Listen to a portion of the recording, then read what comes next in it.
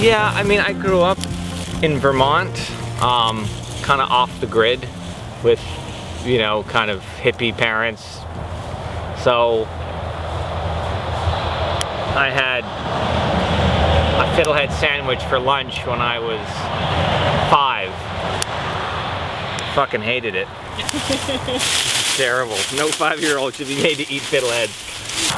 You know, this is just kind of an extension of Northeast Kingdom. It's kind of what, you know, what we're lucky to be able to do. I mean, I think anyone that wants to forage can do it as long as they can make the time and, you know, learn what needs to be learned.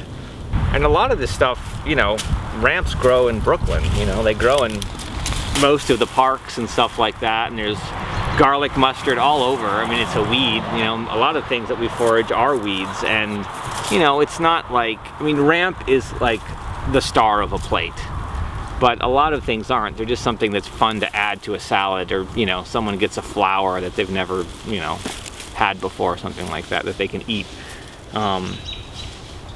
Or it's a conversation starter, you know, and get people thinking more about food or where it comes from. You know, the biggest offender of over-harvesting of ramps is the restaurant industry. So until chefs, just like Chilean sea bass or, you know, something like that, say, I'm not going to serve this, or I'm only going to serve it from sustainably harvested, you know, places with things like that, then nothing's really going to change. But, you know, those people have to take an interest in it, and kind of carry that torch. There's definitely a way to harvest ramps sustainably, but it's just not on people's radars. You cut it low and you leave the bulb. The ramp is a rhizome, so it has a lateral root system. So all of these ramps are connected. That's why they grow in these colonies. You find this many ramps, you're going to usually find a bunch more. This happens to be a very large field of ramps. You know, this colony took many years to develop.